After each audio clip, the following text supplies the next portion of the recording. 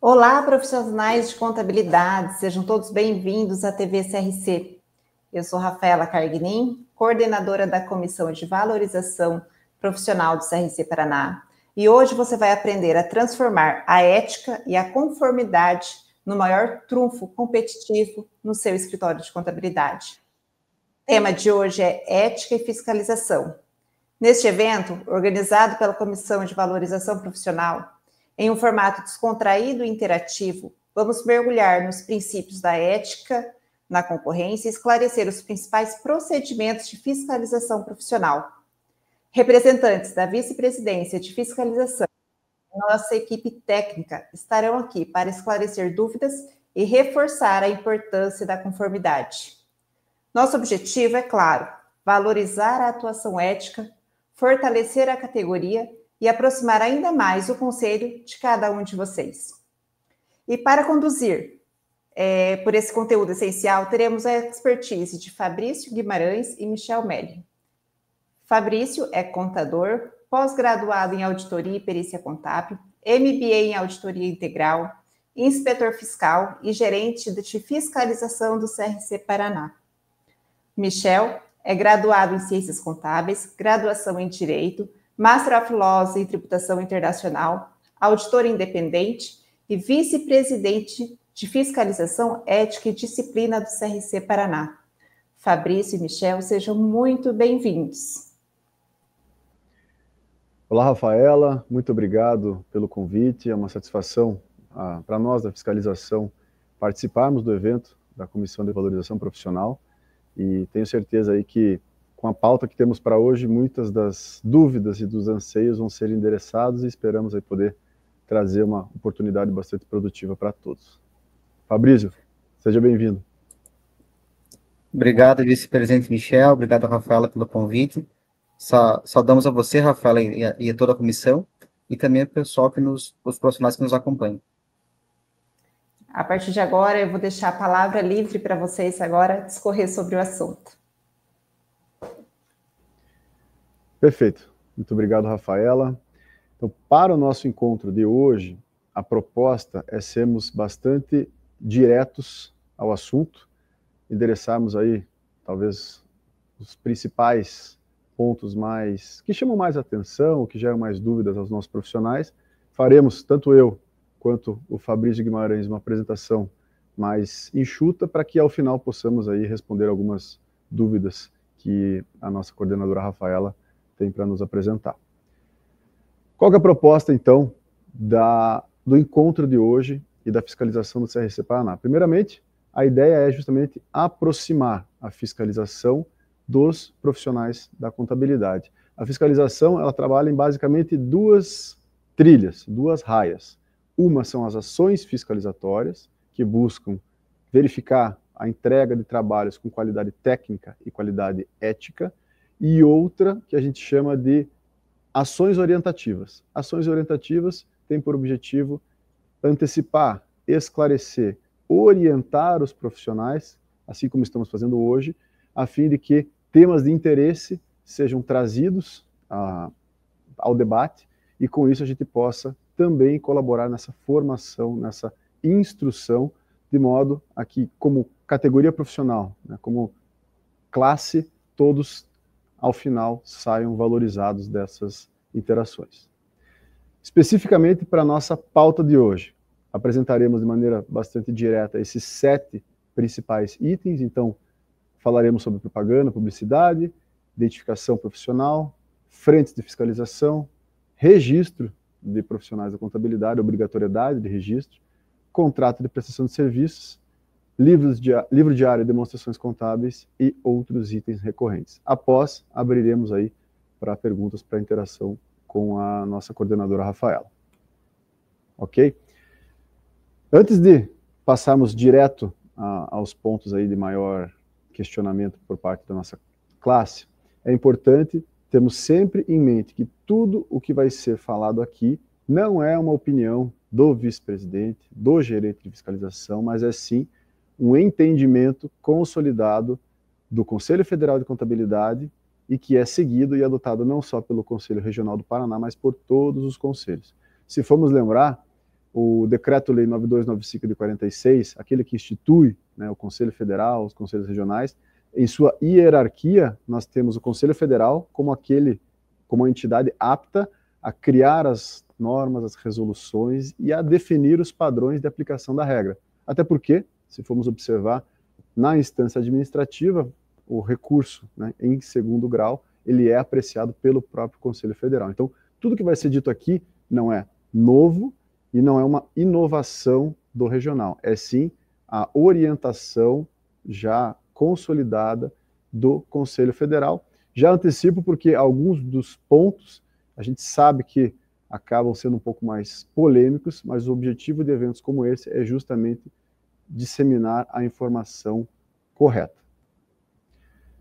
Primeiro item, direto ao assunto, tabela de honorários contábeis. Assunto extremamente conhecido, extremamente recorrente, e a resposta já está aberta aí a todos. Primeiro, tabela de honorários. O CRC tem, incentiva ou promove? Resposta, não. Não há tabelamento de honorários. E mais, além de não existir e não ser promovido, isso já deu ensejo a diversas ações perante o CAD, né, o Conselho Administrativo de Defesa Econômica. Aqui nós temos um exemplo do CRECE de Goiás, que teve o seu caso, seu processo administrativo analisado e julgado, e em face dele foi aplicada aí uma multa severa, assim como este caso temos outros conselhos de corretagem e outros desdobramentos, mas para o momento, para não nos alongarmos mais neste ponto, tabela de honorários não tem, a do CRC do Paraná e de nenhum CRC do Brasil, não é incentivada e há que se ter cuidado, porque essa interferência na liberdade econômica pode gerar desdobramentos aí não desejados. Segundo ponto, propaganda, publicidade e parceria. São assuntos aí bastante quentes, né, nas comunidades, nos grupos de profissionais da contabilidade. Afinal, será que pode? Será que não pode? Será que deve? Ou será que não deve? Então, empresas contábeis não podem fazer propaganda? Isso é um mito, né? Muitas vezes recebemos aqui manifestações calorosas, né, no sentido de que determinado escritório está fazendo propaganda, e que isso por si só seria uma infração ao nosso código de ética. Não é, ok, pessoal? É importante que isso seja corretamente disseminado. Então, empresas contábeis podem sim fazer propaganda e há que se dizer que devem fazer propaganda, afinal, quem não é visto não é lembrado. Então, dentro de determinados padrões, dentro de determinados balizadores, é totalmente permitido e incentivado o uso da propaganda. Ok, então eu posso fazer a propaganda da minha atividade ou da minha prestadora de serviços contábeis.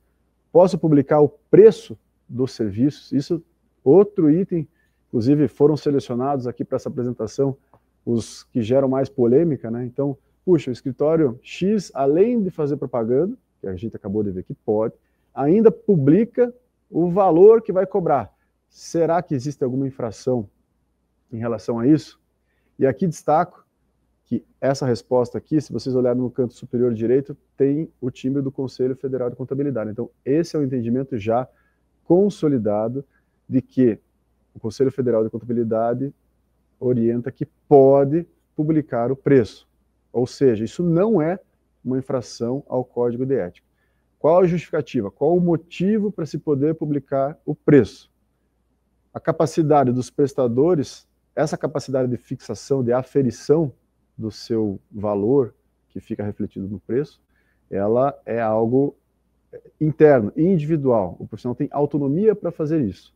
Não há como o Conselho Federal e os regionais interferirem na livre iniciativa ou interferirem na livre concorrência. Então, não existe alçada, não existe competência legal discriminada para que o Conselho Federal interfira nisso. Então, pode fazer propaganda, não há tabelamento de preços e a publicação dos valores por si só não caracteriza uma infração ao Código de Ética da profissão contábil. Então, é importante que o conceito correto seja disseminado, como eu comentei há pouco, porque às vezes os profissionais ou não estão atualizados com a norma, ou se pautaram num entendimento, talvez desatualizado, mas antigo, e esses assuntos eles geram bastante demanda do Conselho, bastante desgaste aí nos grupos de contadores e contabilistas, mas o direcionamento claro, e que não é novo, né, já é um direcionamento consolidado do Conselho Federal,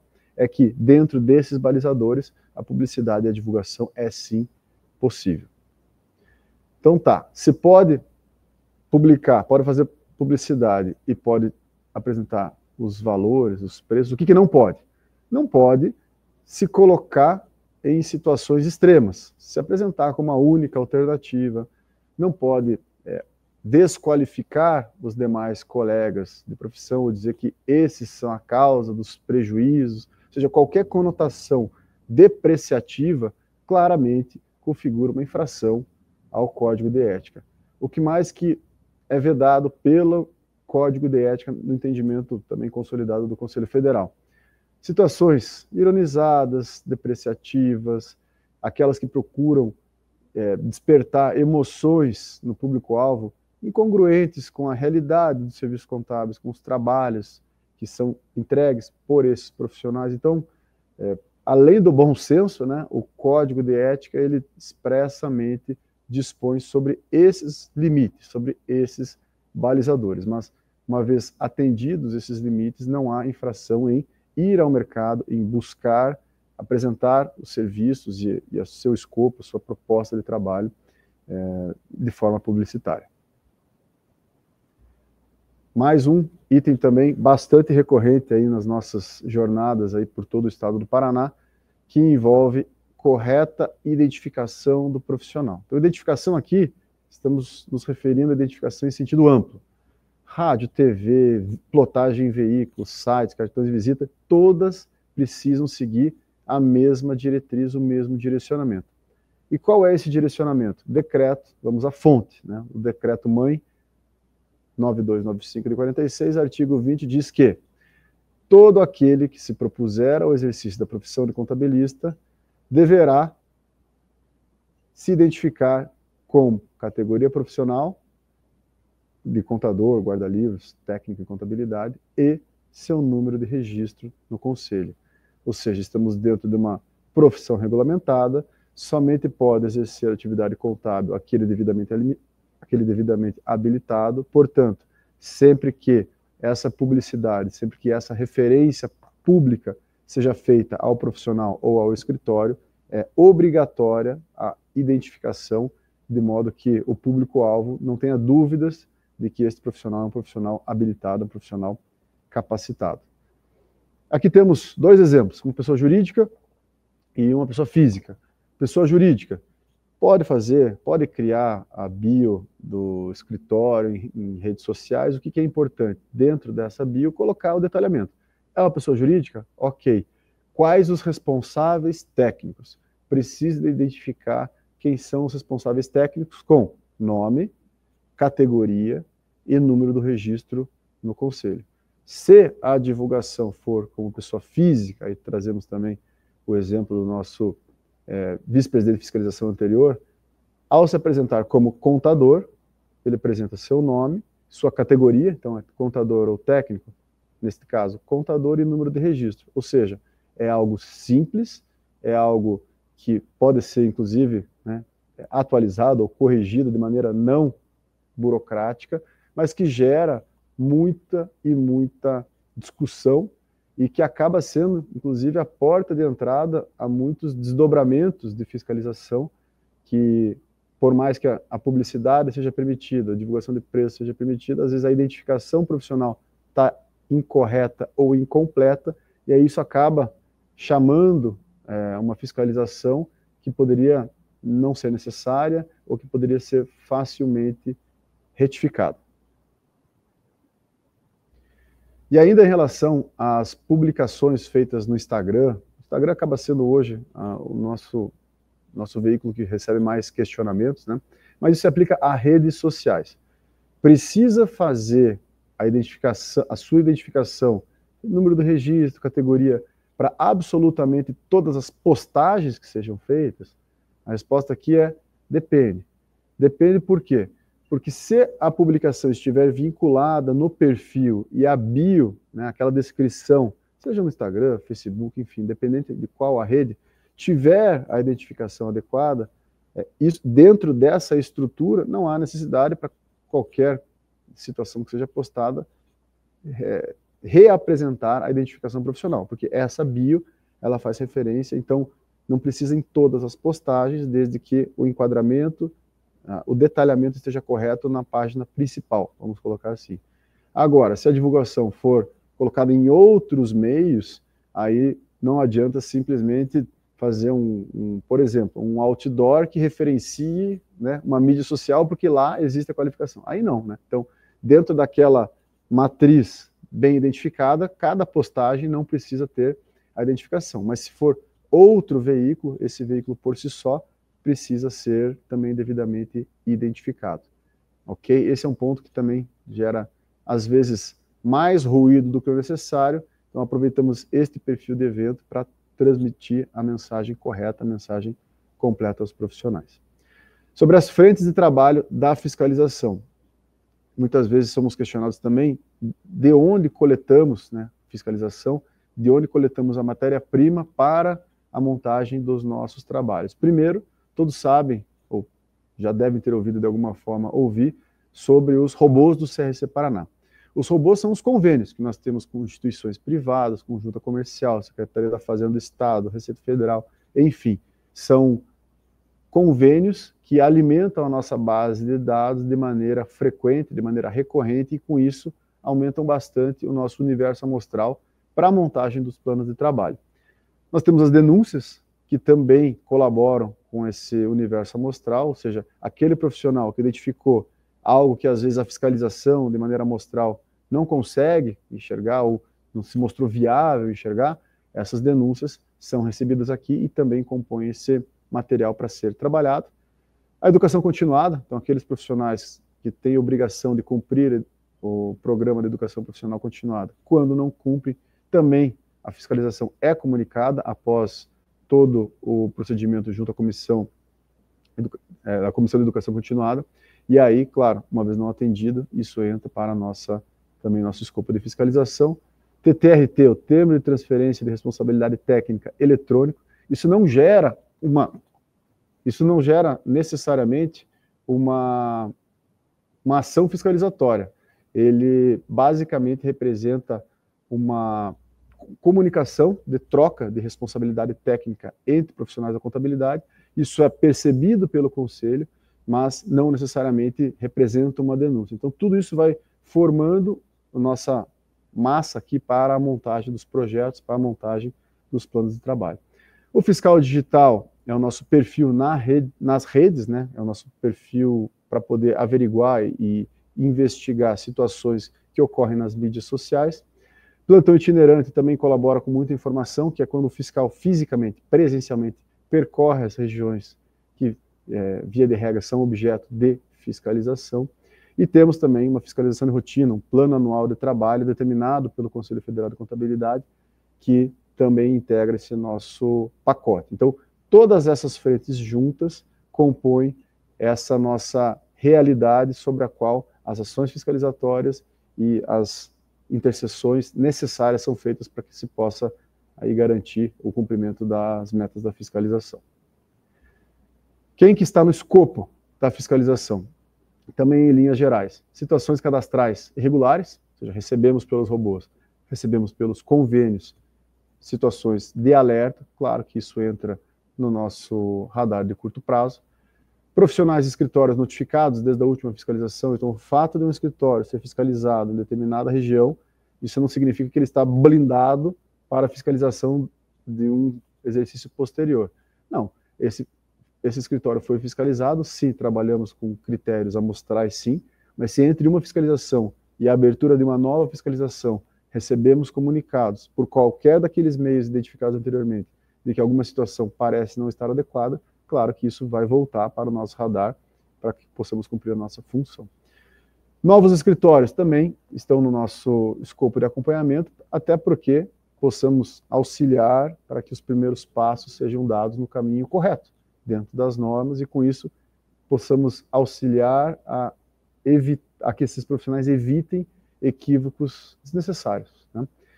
Denúncias também fazem parte do nosso escopo, sejam essas identificadas, anônimas ou representações de outras entidades. Isso necessariamente também está no escopo da fiscalização, e existe, claro, esse critério randômico, amostral, né? Hoje não temos condições de fiscalizar 100% dos escritórios e dos profissionais em todas as regiões, né? A tecnologia está evoluindo, estamos avançando nesse sentido, mas faz parte da nossa rotina hoje trabalhar com uma seleção randômica para evitar, né, favorecimentos ou preterimentos, enfim, para que possamos manter sempre um critério neutro de fiscalização nas regiões e que estão no nosso plano de trabalho. Alguns destaques aqui já para me encaminhar para a apresentação final, de produtos que existem na fiscalização. Então, o fiscal digital é o perfil do CRC Paraná nas redes, então com isso a gente consegue muito mais informação, com muito mais detalhe, de um modo institucional, né, impessoal. Isso facilita muito e acelera muito a velocidade dos retornos que passamos. Campanhas como Identifique-se, né, eu comentei há pouco, nome, categoria profissional e número do registro, simples, mas gera muito desdobramento não necessário, vamos colocar assim, caso esse conhecimento fosse assimilado pelos profissionais. Então, existem campanhas pontuais como essa do Identifique-se. Aberturas e devolutivas da fiscalização também são produtos fortes do CRC do Paraná. Abertura, basicamente, a gente antecipa tudo que vai ser feito na região, então, prazos, procedimentos, cautelas, rotinas. Então, a ideia da fiscalização não é ser um elemento surpresa. A fiscalização é necessária para se manter o padrão de qualidade e a valorização da classe como um todo e a proteção da sociedade. Então, não há interesse, não há nenhum perfil de meta arrecadatória, de meta de autuação, muito pelo contrário. A nossa meta do Conselho Federal é meta de diligências, então nós precisamos estar presentes. Se isso vai virar uma autuação ou não, isso não está no nosso radar, não é o nosso objetivo. Então, a gente busca levar muito esclarecimento e esses produtos se consolidaram. Desde antes, né, de iniciar a fiscalização, concluída a fiscalização, a gente volta e apresenta para as regiões as principais ocorrências identificadas para que isso sirva também de aprendizado, de amadurecimento, né, até para capacitação, educação continuada, enfim. Então são produtos já consolidados. Plantão fiscal itinerante, que é a presença física, né? Hoje tem muita atuação da fiscalização por convênios, de forma online, transmissões, mas existe sim a presença física dos fiscais, cumprindo diligências, prestando esclarecimentos, para que a gente consiga desmistificar o formato da fiscalização. E por último, aproveitar para mencionar aqui o Fiscaliza, que nada mais é do que a reorganização das atividades da fiscalização. O que eu quero dizer com isso? Quando a fiscalização era conhecida dentro de um único guarda-chuva, né, não se tinha muito detalhe no que era a fiscalização. Então, fiscalização é tudo, mas, puxa, será que estão fiscalizando decores? Será que estão fiscalizando contabilidade online? Será que estão fiscalizando o pessoal dos trabalhos de auditoria? Então, ao invés de deixar tudo num guarda-chuva, a gente conseguiu reorganizar esses subprodutos em raias individuais. Com isso, nós conseguimos pensar planejamento de curto, médio e longo prazo para cada uma dessas frentes. Conseguimos embarcar tecnologias diferentes para cada uma dessas frentes e conseguimos apresentar todo o resultado, toda a energia, né, a aplicação da anuidade desses profissionais em prol desses profissionais. Então, a gente consegue tornar, inclusive, essa entrega mais didática. Então, temos, por exemplo, uma raia do Fiscaliza Decores. Fizemos um plano que só até maio deste ano já fiscalizamos 3 vezes mais decores do que havíamos feito no ano anterior. Por quê? Procedimento, tecnologia, monitoramento. Contabilidade online. Muitas vezes somos questionados, puxa, será que a fiscalização do CRC acompanha toda a evolução da tecnologia? Será que existe alguma questão de fiscalização online ou de prestação de serviços de empresas que se propõem a fazer contabilidade online? Tem, já tinha, acompanhamos e temos métricas específicas para isso. Então, com isso, a mensagem, o acompanhamento fica mais claro e nós conseguimos também organizar aí, ao longo das gestões, uma entrega de cada vez maior qualidade. Dito isso, convido aqui para participar da nossa conversa agora o nosso gerente de fiscalização, Fabrício Guimarães, que vai tratar dos demais itens da nossa pauta. Fabrício. Obrigado, Michel, pela sua primeira parte, né? Primeira parte um pouquinho mais espinhosa, que trata de assuntos que são muito recorrentes no nosso dia a dia da fiscalização. Nós administramos o setor e recebemos demandas com relação, muitas com relação à publicidade, propaganda, identificação. Obrigado pelas essas informações aí que dão base para nós tratarmos agora de assuntos que são também do nosso dia a dia e que são muito de ordem prática. Prática em que sentido, né? A realidade e o dia a dia lá dos escritórios de contabilidade e das empresas que têm departamentos de contabilidade. Quando a Rafaela, em nome da comissão, nos convidou para fazer essa apresentação, nós pensamos em trazer assuntos que nesse âmbito, né, de enaltecer o profissional contábil, com as situações que são aptas a ele, né? A primeiro o ponto de destaque que nós abordamos aqui, com relação à obrigatoriedade de registro. Então, nós sabemos hoje, fizemos algumas perguntas aqui para ilustrar as nossas situações, há uma deficiência de mão de obra, de profissionais no mercado, mas há também uma realidade que nós precisamos nos valer, em termos de valorizar o profissional que é devidamente habilitado. Por que nós falamos isso, né? A fiscalização, ela, conforme o nosso vice-presidente muito bem disse, ela se vale de informações, tanto das informações sociais hoje que estão disponíveis através dos nossos convênios, quanto da nossa própria fiscalização. Então, a primeira pergunta que volta e meia nos fazem na fiscalização, e que nós temos identificado isso quando agimos em termos de fiscalização, é com relação a se todos os colaboradores de um escritório de contabilidade precisam ter registro no Conselho. Eu vou emendar a primeira e a segunda pergunta, porque elas estão intimamente ligadas, né? Qual que é a regra, né, para definir isso? Não, a primeira resposta, nem todos os colaboradores que atuam no escritório de contabilidade precisam ter registro no Conselho. Por quê? Porque muitos não fazem atividades que são privativas de profissional da contabilidade. Quem é que tem que ter registro, então? Qual que é a regra? A regra tem uma resolução do Conselho Federal e o próprio Decreto-Lei 9295, o artigo 25 e a resolução 1640 do Conselho Federal, eles trazem atribuições privativas dos profissionais de contabilidade. Então, quem tem que ter registro?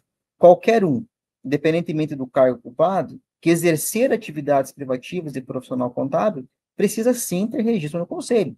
E esse é um instrumento da nossa valorização profissional, porque nós garantimos com que somente os profissionais devidamente habilitados exerçam as atividades que são próprias da nossa profissão. Nossa profissão, me refiro como contador, eu também estou nesse mercado, né? Agora, enquanto gerente da fiscalização.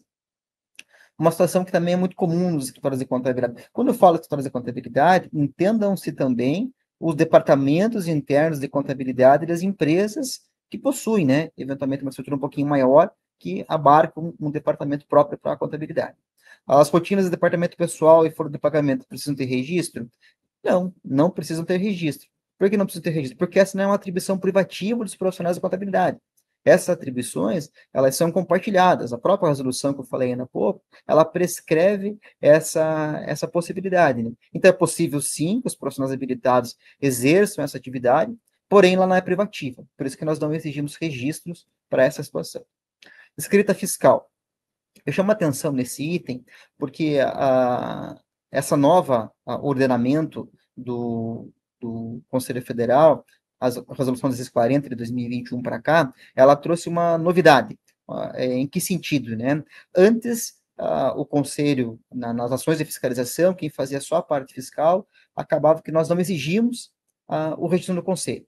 Essa regra, ela foi melhorada em que sentido? Se evoluiu, né, a forma de como se presta serviço hoje, de uma integração muito maior entre os setores, e os responsáveis pela escrita fiscal, os coordenadores, os gerentes da divisão da parte fiscal lá, dos escritórios, das empresas, esses necessariamente precisam sim de ter registro no Conselho, porque são atividades que requerem conhecimento prático, técnico, contábil, e por isso são privativos dos profissionais. Então, se não no teu escritório, ou no departamento contábil da tua empresa, você tem alguém que é responsável pela escrita fiscal, que ela é responsável por esse departamento, essa pessoa sim precisa ter registro no Conselho. Mas ele só faz lançamento de digitação de notas. Aí não, porque não é o responsável pelo setor. Uma outra situação que se confunde muito. Auxiliar de escritório precisa ter registro? A resposta é depende, né? o cargo ocupado pelo colaborador, pelo funcionário, não é o indicativo principal para se definir se a pessoa precisa ou não ter registro. Por que eu falo isso? Porque você pode estar ocupando um cargo de auxiliar de contabilidade e não estar fazendo a tiração de contabilidade, está fazendo faturamento, está fazendo contas a pagar, contas a receber, que não depende de registro no conselho. Assim como você pode estar ocupando um cargo de auxiliar de escritório e estar fazendo rotinas de contabilidade, lançamentos contábeis, fechamento de balancete, conciliações contábeis, apresentação das demonstrações contábeis, de modo geral. Então, essa questão do cargo por si só, ela não obriga e ela também não exime esse colaborador ter o registro. Vai depender muito das atividades que ele está desempenhando. O que é importante, né, que a classificação que ele está lá de registro, que a classificação, o CBO que ele está utilizando, ele esteja alinhado às atividades que a pessoa vem desenvolvendo.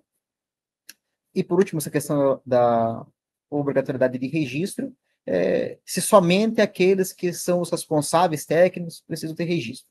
Conforme nós já explanamos, não, né? Não é essa a regra, independentemente da pessoa ser o responsável técnico ou assinar as demonstrações contábeis, não é esse o requisito essencial e principal que vai definir a obrigatoriedade de registro, mas sim o que ela está executando na prática. Ela entende-se, né, que os responsáveis pelas atividades que são desenvolvidas.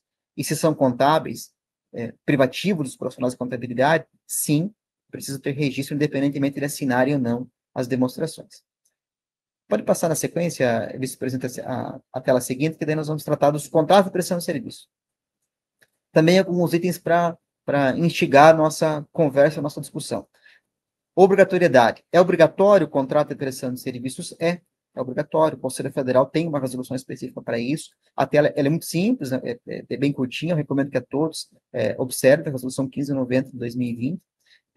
O fato é que existe nesse dispositivo, nessa resolução, tem razão do que prescreve o Código Civil, que se a pessoa não tiver o contrato, nós, de 2 anos para cá, enquanto fiscalização, nós estamos fazendo procedimentos ostensivos, não estamos notificando ou autuando quem não possui o contrato de prestação de serviço.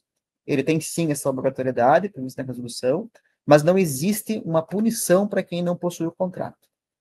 Coisa que nós chamamos a atenção aqui, né? Que o contrato ele é muito mais importante, ele vai muito além de uma obrigatoriedade. Por quê? Porque é no contrato que você define os limites e a extensão da tua responsabilidade técnica enquanto profissional contábil. Se você não tiver um documento que determina o quanto que é você responsável, ou por quanto que você é responsável, é por tudo, né? Essa marca de contador responsável pela empresa, ela é muito ampla. Então, você precisa definir aquilo que de fato você vai fazer. Ela, sim, o contrato, sim, é um instrumento de segurança profissional.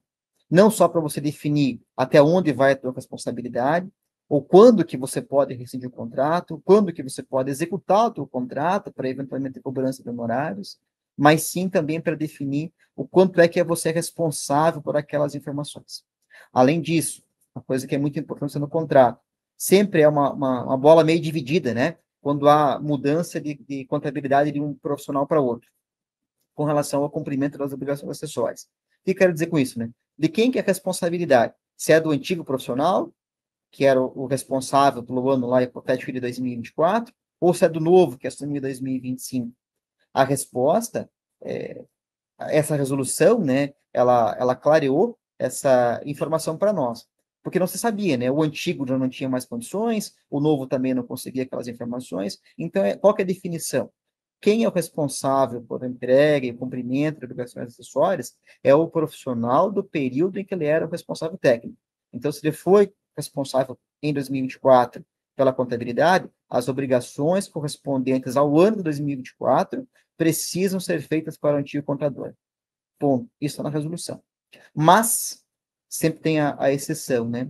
Mas o profissional não consegue fazer isso. Aonde que ele vai definir se é ele quem vai cumprir essas obrigações ou se o novo profissional, né, contratado pela empresa? É o contrato de prestação de serviços. É no contrato que você precisa definir essas situações, pensando lá na frente no distrato, né? Quando existe uma relação harmoniosa entre o cliente e o contador, não há muito problema com relação a isso, né? Agora, se existe uma relação conflituosa, o contrato está aí justamente para desvendar qualquer dúvida que possa existir. Por isso, mais uma vez, nós reforçamos essa questão da obrigatoriedade, que a obrigatoriedade ela é muito menor do que a necessidade de você possuir o contrato de prestação de serviços. Pode seguir na sequência. Outro item, né, que nós abordamos, nós selecionamos a nossa apresentação, entre a minha parte e a parte do nosso vice-presidente, das questões o que acontece no nosso dia a dia, que são comuns, que são recorrentes, e aquelas que nós observamos operacionalmente. Perguntas que nos vêm, né? Primeira pergunta, com relação à contabilidade, é obrigatório para todas as empresas? Sim, não se tem dúvida disso, né? Uma única dispensa é reservada ao MEI e aos equiparados ao MEI, né? Que fatura até o empresário individual, que fatura até o limite do MEI. Fora isso, todas as empresas, independentemente do regime tributário que ela está adotando, tem que ter contabilidade. Aliás, a função do profissional contábil é extrair dados dessas informações, né, e levar ao empresário através da contabilidade. Não só pela obrigatoriedade dela por si só, legalmente instituída, mas pela necessidade de passar essas informações e registro dessas informações ao cliente que você foi contratado, né? Então, se você procura um contador, é para que ele faça, de fato, a contabilidade. Isso em essência, de modo geral. Com relação à autenticação do livro no órgão competente, é obrigatório, sim, não há uma dispensa da autenticação do livro. O que existe é uma dispensa, na pergunta seguinte, da autenticação quando você entrega a ECD. Você entregou a ECD, você acaba sendo dispensado de autenticar o livro, porque tem uma normativa da Receita Federal que permite ou que possibilita, né, essa situação. De você, eu entreguei a ECD, independentemente da empresa estar obrigado ou não, eu fico dispensado de autenticar o livro. Mas o cliente não quer pagar a taxa, não é ECD. O que o profissional tem que fazer? A nossa normativa, daí sim, é uma questão nossa, profissional contábil, ela determina que o profissional contábil, ele não vai tirar dinheiro do bolso dele, né, para registrar, autenticar um livro. Ele vai comunicar formalmente o seu cliente de que o livro deverá ser registrado. O que quer dizer com isso? Que ao profissional contábil cabe essa informação. Lembrando, né, que a contabilidade só pode ser utilizada para qualquer meio, para qualquer finalidade, quando devidamente autenticado. Então, no Código Civil, não é nenhuma norma nossa, do Conselho Federal, nossa que eu me refiro ao Conselho Federal. Então, só para você colocar em uso um documento contábil, ele precisa estar autenticado. Se eu posso entregar ECD para todas as empresas, sim, é recomendado que você faça, porque em você entregando a ECD, você não precisa imprimir, tem uma dispensa da impressão do livro diário. E a outra situação, até peço para o Michel, nosso vice-presidente, passar para o slide da frente, quais são as demonstrações contábeis obrigatórias, né? A nossa proposta agora não é abordar item a item cada uma das normas, né? Até nós indicamos uma escola técnica específica, nós aqui já fizemos, o professor Laudemir já apresentou isso, deixamos a referência aí na nossa apresentação. É mais complexo, né, do que simplesmente dizer qual que é a norma. Nós trouxemos só um quadro resumo. Então, o que esse quadro resumo quer dizer? Que a demonstração contábil que você vai incluir no livro diário, que nós fiscalizamos, inclusive, né, que nós vamos exigir lá do profissional, quando for fiscalizado, depende da norma contábil que ele adotou. Ele, profissional, que vai fazer o julgamento do porte da empresa, tem alguns limites que precisam ser observados, para daí sim ele definir qual que é a norma contábil que melhor vai atender ao seu cliente. Então, quando nos perguntam qual a demonstração que eu preciso colocar no livro diário, a nossa resposta depende do modelo contábil que você adotou. Então, tem um modelo que é o mais simples, que é da NBTG 1002, que é para quem faturou até os limites do Simples Nacional, que o conjunto de demonstrações, vejam que é resumido, né? Então, essa regra precisa ser muito clara para o profissional, porque é ele quem vai definir isso junto com o empresário, e é sobre a definição que está sendo dita, é que ele vai apresentar isso, incluindo no livro diário, essas demonstrações. Tem um quadro seguinte, também eu peço para apresentar, que é um quadro resumo, isso fica disponível para vocês observarem, né, que é um resumo, né, um resuminho. Qual a demonstração contábil obrigatória de acordo com a norma contábil? É bem simples, e é importante que todos, quem quiser se aprofundar no assunto, simples da normativa, precisa ver até as nossas próprias materiais que nós temos aqui na Escola Técnica, que tratam de forma mais detalhada essa questão. Nós chamamos a atenção aqui ao quê? Chamamos a essa necessidade de você atentar à normativa que você utilizou, para daí sim você saber qual norma você precisa colocar, aliás, qual demonstração contábil você precisa colocar no teu livro diário. Pode passar na sequência para o nosso último item, vice-presidente, com relação às questões, né, já finalizando a nossa parte, as questões que são recorrentes na fiscalização. Quando eu chamo essa situação, são pontos, né, que os inspetores fiscais têm observado e que isso geram procedimentos fiscalizatórios aqui internos, geram notificações, geram autos de infração. Nós não precisamos esconder de ninguém que a fiscalização, ela tem sim um caráter preventivo muito forte, inclusive hoje essa é uma ação de natureza preventiva, mas em existindo irregularidades, há sim uma ação da inspetoria fiscal para solicitar informações, né? Não tem nenhum tipo de pena aplicada pelo conselho de modo imediato, né? O que existe sim são solicitações de regularização. E o que nós temos observado e percebido ao longo das nossas diligências, isso não é de agora, isso já é de longa data que nós temos observado. Ainda existe uma falta de escrituração contábil, dos clientes contratarem o profissional e ele não fazer a contabilidade.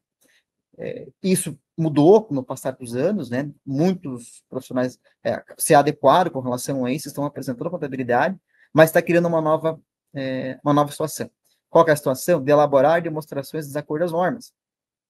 Nós elencamos os principais itens, né, que nós temos observado, que nós nos deparamos quando solicitamos a contabilidade e observamos irregularidades do tipo caixa credor ou contas do passivo com saldo devedor, salvas as retificadoras, né, fornecedores, contas a pagar com saldo devedor, a mesma coisa, além do caixa, estoques lá no ativo com saldo credor, a falta de inclusão de demonstrações obrigatórias no livro diário, muito vai porque o profissional não adotou, não escolheu, como nós falamos anteriormente, o modelo contábil adequado, não fazer as demonstrações de forma comparativa.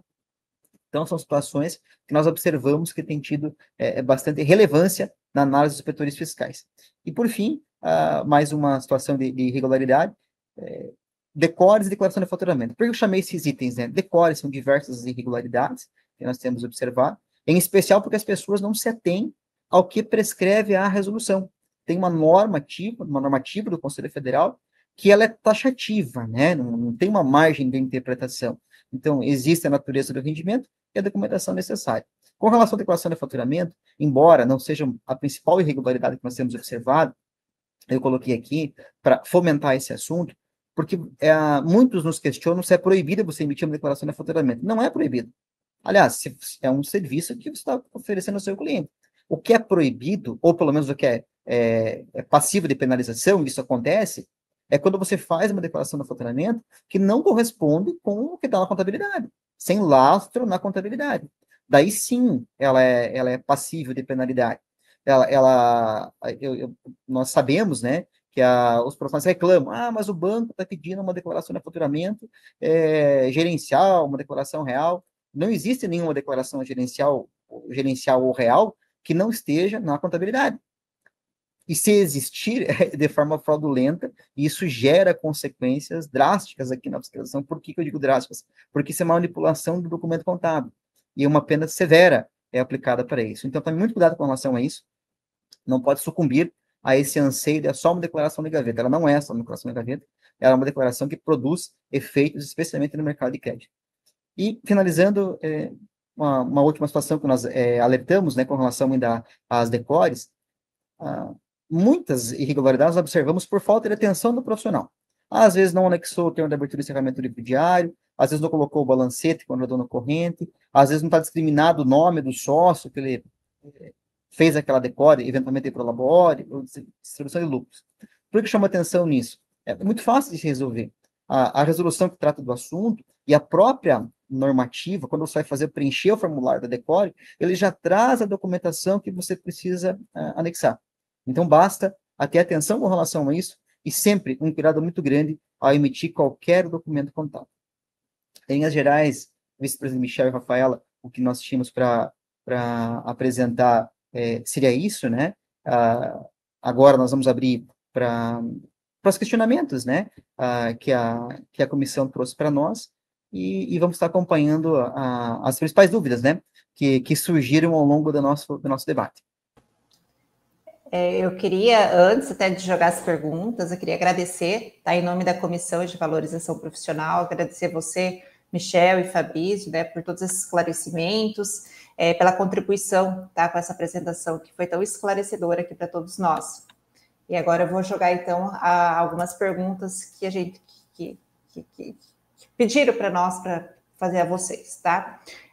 Considerando, tá, que com todas essas informações, então, que a questão de cobrança de honorário, sabendo que é vedado, então, a criação de tabela de honorário, como fica a questão do aviltamento de honorário? Existe alguma punição para quem faz honorários menores do que os que a gente vinha praticando? Rafaela, essa pergunta, ela é muito boa, ela é bastante recorrente e ela é bastante sensível, né? Então, respondo aqui, sim, hoje estou na vice-presidente de fiscalização, mas trabalho na área, sou sócio do escritório de contabilidade e sei como, muitas vezes, o sangue do profissional ferve quando se depara com uma situação como essa. Da nossa conversa de hoje, ficou muito claro que tabelamento não existe, que pode fazer publicidade e que pode publicar valores. Isso é o que está dentro da alçada do Conselho Federal, do Conselho Regional.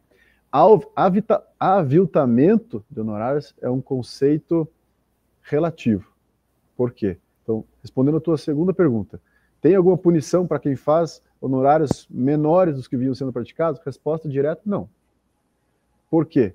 Porque não cabe ao Conselho Federal e aos conselhos regionais entrar neste pormenor da formação de preços. Não vou entrar aqui no debate entre valor e preço, né? Mas todos conhecemos bem este assunto.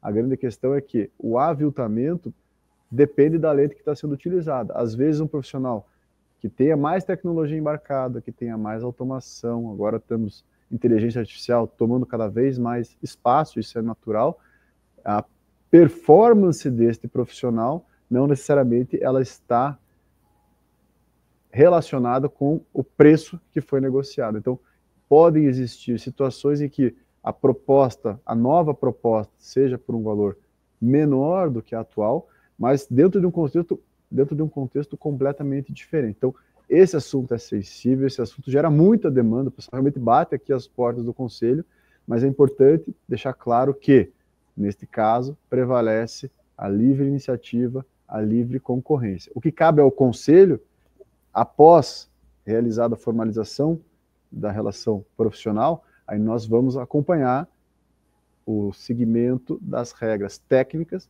e regras éticas, ou seja, não é só o preço, mas sim a entrega. A entrega tem que ser boa para a entidade que contrata, para que a sociedade e a profissão como um todo seja protegida. Mas esse tema ele é sensível e é importante que os profissionais que nos assistem entendam que não existe uma regra nem uma sanção. Ah, fiz o TT-RT eletrônico, o novo profissional teve um valor abaixo, então significa que isso é uma denúncia, que ele vai ser fiscalizado por causa disso? Não, não necessariamente. Claro que situações de exceção vão chamar atenção aqui dentro dos nossos balizadores, mas a regra geral funciona dentro da livre concorrência, dentro da livre iniciativa.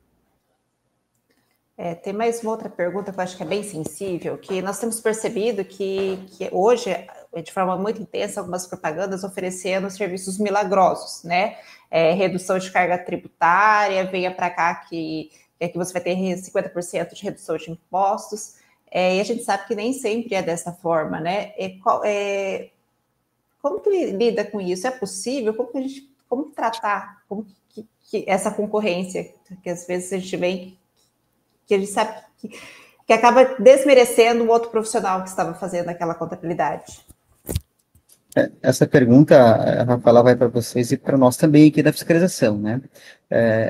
Conforme o Michel, ele muito bem se falou no início da fala dele, né, da apresentação, de que é possível fazer propaganda, aliás, é incentivado que você faça publicidade, que você se apresente para o mercado, né? Hoje, essa é uma realidade que nós não podemos perder de vista. O profissional tem que fazer isso, né? Ele tem que colocar valor, né? Disseminando essa questão do preço, mais valor ao seu serviço e se colocar para o exercício da profissão. Essa questão de fazer um milagre, muitos nos perguntam, pode ou não pode? O que eu faço com isso? Cabe ao profissional contábil ele comprovar, aí é uma regra, né? Veja, ele pode fazer publicidade, ele pode divulgar seus serviços, mas cabe a ele comprovar o que ele está propondo. Então, se ele está propondo, e nós fazemos, e nós, quando eu me refiro a nós, eu falo da fiscalização, quando chega uma denúncia para nós com relação a isso, olha, tem um escritório X ou Y oferecendo redução da carga tributária. O que nós pedimos? Se a pessoa pode, ela até pode, desde que ela consiga comprovar com dados fáticos, técnicos e científicos que ela vai fazer isso. Isso não sou eu que estou dizendo. Quem está dizendo isso é a norma brasileira de contabilidade, NBC-PG 01, que é o nosso código de ética. Então, cabe ao profissional, ao se colocar à disposição de algum serviço, comprovar o que ele está fazendo. Milagres não existem, né? E se eles existirem, a pessoa precisa comprovar a forma como ela está propondo aquela publicidade. Então, quando você me pergunta como é que nós vamos agir com relação a isso, cada caso é um caso, né? Se a pessoa conseguir comprovar o que ela está se propondo, com essas 3 situações, dados fáticos, técnicos e científicos, ok, tudo certo. O que nós temos percebido é que quando a pessoa é interpelada, ela não consegue justificar, né? Daí sim, tem um problema de natureza ética, que é passível sim de fiscalização e desdobramentos aqui no Conselho com o processo ético-disciplinar. Entendido. E tem agora mais uma perguntinha que eu vou fazer para vocês, que também é um assunto que está bem à tona aqui para nós. Como que a fiscalização está vendo esse processo agora de robotização, uso de inteligência artificial, automação, né, nos processos de contabilidade? Quais cuidados a gente tem que ter? Quais são as restrições que a gente tem alguma restrição em termos de fiscalização quanto a isso? Ótima pergunta, Rafaela. Sobre questão de automação, inteligência artificial, esse ponto, primeiro, ele não é um privilégio da classe contábil, né? Esse fenômeno está acontecendo com os engenheiros, com os arquitetos, em todos os setores da atividade econômica organizada, das profissões de classe, isso está sendo percebido. É tudo muito recente, é tudo muito novo, mas está claro também que essa é a nova tendência, é o novo direcionamento. Então, pegando a sua pergunta aqui, estamos passando por isso? Sim, robotização, temos ciência do que está acontecendo. Qual é a nossa realidade hoje? Nós, CRC, como autarquia federal, de maneira bastante simplificada, né? Então, o ente público só pode fazer o que a norma autoriza, né? O ente privado pode fazer tudo o que a norma não proíbe, de maneira bastante singela. Como autarquia federal, a gente só pode fazer o que a nossa norma autoriza.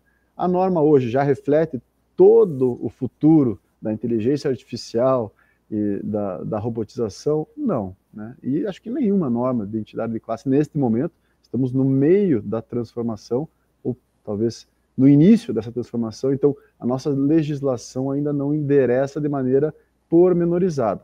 Isso não significa que isso não é acompanhado. Sim, isso é acompanhado.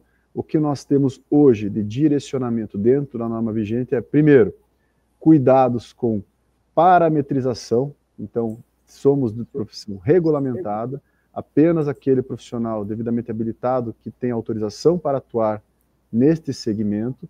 Então, por mais que exista tecnologia embarcada, robotização, inteligência artificial, hoje, aquele que parametriza, aquele que configura essas atividades que fazem parte do escopo da Resolução 1640 de 2021, que são as nossas prerrogativas, isso precisa ser comprovado que foi feito por um profissional habilitado.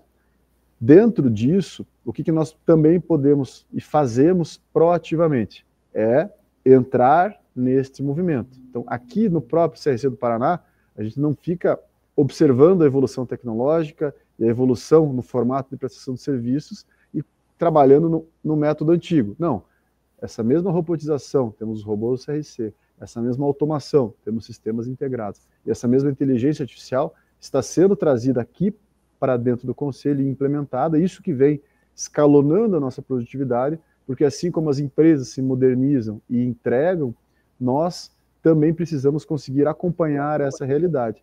E aqueles exemplos que eu comentei da subdivisão dos produtos do Fiscaliza, vocês devem ter observado naquela tela que existe o Fiscaliza interestadual, que são escritórios de contabilidade que com tecnologia atendem clientes aqui do Paraná. Entra no nosso radar, a gente consegue pegar isso em velocidade bastante acelerada.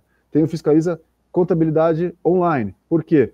Porque essa contabilidade online, ela é possível, ela é permitida. A gente sabe que existe aí toda uma discussão em volta do formato dessa apresentação, mas nós aqui conseguimos também acompanhar isso com uma raia específica, assim como temos raias para diversos outros, né, auditores, educação continuada, escritórios leigos, enfim, mas nessa raia específica a gente consegue embarcar a tecnologia para acompanhar esse desenvolvimento. Então, dentro das nossas balizadores atuais, a gente faz esse acompanhamento, porque o fato de ser automatizado, que tem alguma inteligência artificial, desde que devidamente parametrizado para o profissional habilitado, não necessariamente é um problema.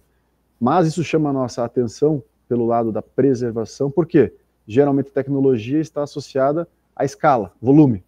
Então, um erro, ou uma incongruência, ou uma atitude desatualizada, aplicada de maneira automatizada, recorrente, isso se transforma num problema exponencial.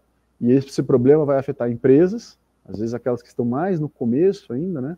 Às vezes médio porte, grande porte, enfim, mas vai afetar as empresas, vai afetar o ambiente, vai afetar a classe e, finalmente, vai afetar a credibilidade do profissional da contabilidade. Então, é um fenômeno que estamos vivendo, observando, mas não estamos observando de maneira inerte, muito pelo contrário. Estamos acompanhando e buscando sempre esse protagonismo, que é o protagonismo que a classe espera da atuação do seu conselho de profissão regulamentada.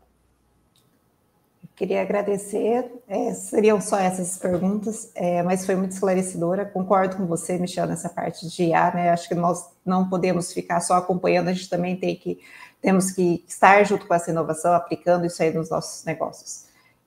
Sempre mais com a questão da ética, fiscalização, com a nossa responsabilidade quanto profissionais, quanto a isso. E para finalizar, eu queria que vocês deixassem uma mensagem final para os contadores aqui sobre esse assunto. Primeiro, agradecer mais uma vez o convite, Rafael, em teu nome, a estender ao pessoal da comissão e aos profissionais que nos acompanham, né? Qual que é a nossa mensagem final? Não tem um êxito, né? Não hesitem em nos questionar quando tiver alguma dúvida com relação a essa questão própria da fiscalização.